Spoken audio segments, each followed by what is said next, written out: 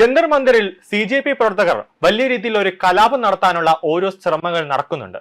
അത് ഡൽഹി പോലീസിനും അതോടൊപ്പം തന്നെ രഹസ്യാന്വേഷണ വിഭാഗത്തിനും കാര്യങ്ങൾ മനസ്സിലാകുന്നുണ്ട്. അതുകൊണ്ടാണ് അവരുടെ ഓരോ നീക്കങ്ങളും, അതായത് അവർ ഒരു സ്റ്റെപ്പ് മുന്നോട്ട് വെക്കുമ്പോൾ 2 സ്റ്റെപ്പ് മുന്നോട്ട് വെച്ച് അവരുടെ പദ്ധതികൾ ഡൽഹി പോലീസ് തകർത്ത് തരിപ്പണമാക്കി കയ്യിൽ കൊടുക്കുന്നുണ്ട്. കൂടാതെ ജന്തർ മന്ദിറിന്റെ പരിസരത്തിലടക്കം തന്നെ ഇന്റർനെറ്റ് നിരോധനം ഇപ്പോഴും നടക്കുകയാണ്.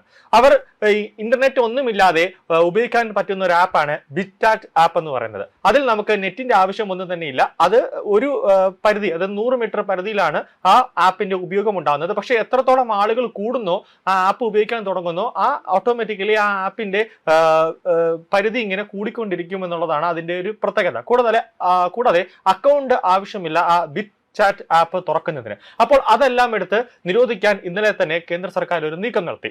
നിലവിൽ ഇപ്പോൾ ഈ ജമ്മു കാശ്മീർ, അതോടൊപ്പം തന്നെ ഈ അമർനാഥ് തീർത്ഥാടന കേന്ദ്രം ഉൾപ്പെടെയുള്ള ഏറ്റവും സെൻസിറ്റീവായ പ്രദേശങ്ങളിലൊക്കെ ഈ ഡൽഹി പോലീസ്, അതോടൊപ്പം തന്നെ ഈ ജമ്മു കാശ്മീർ പോലീസ്, അതോടൊപ്പം തന്നെ ഇന്ത്യൻ സൈന്യം ഉപയോഗിക്കുന്ന ഒരു പ്രധാനപ്പെട്ട ഒരു ആപ്പ് ഉണ്ട്, ഫേസ് റിക്കഗ്നൈസേഷൻ ആപ്പ്. അതായത് ആ ആപ്പിൽ ഒരു വ്യക്തിയുടെ ഫേസ് കൊണ്ട് പതിച്ചു കഴിഞ്ഞാൽ ആ വ്യക്തി ഏതെങ്കിലും ക്രിമിനൽ ആണോ, അല്ലെങ്കിൽ ആ വ്യക്തിക്ക് ഏതെങ്കിലും തീവ്രവാദ സംഘടനയുമായി ബന്ധമുണ്ടോ, അതായത് ആ വ്യക്തിയെ പറ്റിയുള്ള സകല ഡീറ്റെയിലുകളും കിട്ടും എന്നുള്ളതാണ് ഏറ്റവും പ്രധാനം. നിലവിൽ ഇപ്പോൾ ആ ആപ്പുകൾ വെച്ചിട്ട് ഈ CJP പ്രവർത്തകരെ, അതോടൊപ്പം തന്നെ ഗുണ്ടകളുടെ, ഡൽഹിയിൽ ഇപ്പോൾ കലാപം നടത്തുന്ന ഗുണ്ടകളുടെയൊക്കെ വിഷ്വലുകൾ, ദൃശ്യങ്ങളടക്കം പോലീസ് ഇപ്പോൾ എടുക്കുന്നുണ്ട്.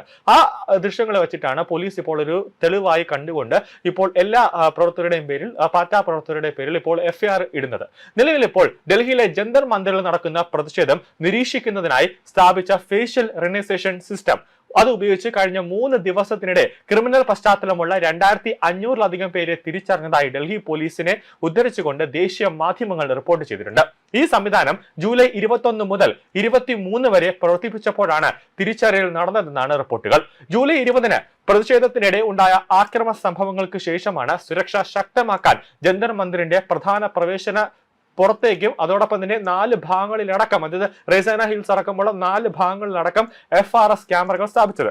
ഇപ്പോൾ ഈ പാറ്റ പ്രവർത്തകർ വിചാരിക്കുന്നത് ഡൽഹി പോലീസോ അതോടൊപ്പം തന്നെ CRPF ഒന്നും നമ്മളെ അറസ്റ്റ് ചെയ്ത് കൊണ്ടുപോകുന്നില്ല, നമ്മളെ ഒന്നും പിടിച്ചു കൊണ്ടുപോകുന്നില്ല. അത് എന്തുകൊണ്ടാണെന്ന് ഈ പാറ്റ പ്രവർത്തകർക്ക് അറിയില്ല. അപ്പോൾ ഇപ്പോൾ അവർ ഈ പോലീസുകാരെ ലാത്തിയൊക്കെ ആയിട്ട് വരുന്ന സമയത്ത്, അല്ലെങ്കിൽ അവരൊരു മാർച്ച് പാസ്റ്റ് നടത്തുന്ന സമയത്ത് പോലീസിനെ നോക്കി സല്യൂട്ട് അടിക്കുന്നു, അവരെ നോക്കി കളിയാക്കി ചിരിക്കുന്നതൊക്കെ ചെയ്യുന്നുണ്ട്. പക്ഷെ ഈ സമരം ഒന്ന് കെട്ടടങ്ങിക്കഴിഞ്ഞാൽ അടുത്ത നിമിഷം ഡൽഹി പോലീസിന്റെ സ്പെഷ്യൽ ടീം ഇറങ്ങും. ഈ ഓരോ പ്രതികളുടെയും ദൃശ്യങ്ങൾ, അതായത് അവരുടെ മുഖത്തിന്റെ ഫേസ് ദൃശ്യങ്ങളെല്ലാം ഉണ്ട്. അത് വെച്ചിട്ട് ഇനി പാറ്റ പ്രവർത്തകരെ പിടിച്ച് അറസ്റ്റ് ചെയ്ത് ജാമ്യമില്ലാ വകുപ്പ് പ്രകാരം അകത്തിടുന്നു, ഇവരുടെ പാസ്പോർട്ട് അടക്കം കണ്ടുകെട്ടുന്നു. അങ്ങനെ ഒരു ശക്തമായ നടപടിയിലേക്ക് പോകും എന്നുള്ളതാണ് ഏറ്റവും പ്രധാനം. NSA ആക്ട് 2 ദിവസത്തിന് മുന്നേ തന്നെ പ്രാബല്യത്തിൽ വന്നതോടുകൂടി ഈ പാറ്റ പ്രവർത്തകർക്ക് ഇപ്പോൾ ധർമ്മേന്ദ്ര പ്രധാൻ രാജിവെച്ചാലും ഇല്ലെങ്കിലും, മോദി സർക്കാർ രാജിവെച്ചാലും ഇല്ലെങ്കിലും അവർക്കൊന്നും യാതൊരു പ്രശ്നവുമില്ല. കാരണം ഇതെല്ലാം വിദേശ രാജ്യത്ത് നിന്നും ഇറക്കുമതി ചെയ്ത ഈ പ്രോഡക്റ്റുകളാണ് ഈ ജെൻസി പിള്ളേർ എന്ന് പറയുന്നത്, ഈ CJPയിലെ പാറ്റ പ്രവർത്തകർ എന്ന് പറയുന്നത്. അപ്പോൾ സ്വാഭാവികമായി ഒരു വിദേശ രാജ്യത്തേക്ക് പോകണമെങ്കിൽ പാസ്പോർട്ട് അത്യാവശ്യമാണ്. പാസ്പോർട്ട് പിടിച്ചു വെച്ചാൽ പിന്നെ ഇവരുടെ ഭാവി തിഹാർ ജയിലിലായിരിക്കുമെന്ന് ഇവർക്ക് നല്ല പോലെ അറിയാം, അല്ലെങ്കിൽ ഇവരുടെ കൂട്ടത്തിൽ കുറച്ചെങ്കിലും വിവരമുള്ള ആരോ പറഞ്ഞു കൊടുത്തിട്ടുണ്ട്. അതുകൊണ്ടാണ് ഇന്നലെ JP നഡ്ഡയുമായിട്ടും അതോടൊപ്പം തന്നെ മറ്റു മന്ത്രിയുമായിട്ട്, അതായത് പ്രധാനമന്ത്രിയുടെ ഓഫീസിലെ മന്ത്രിയുമായിട്ട് നടത്തിയ ചർച്ചകൾക്ക് ശേഷം ഇവർ മുന്നോട്ട് വെക്കുന്ന ഒരു പ്രധാനപ്പെട്ട കാര്യം, നമുക്ക് നമ്മുടെ പേരിൽ, പാറ്റ പ്രവർത്തകരുടെ പേരിൽ ഒരു കേസും എടുക്കരുത് എന്ന് ഇവർ സർക്കാരിനോട് പറഞ്ഞിട്ടുണ്ട്.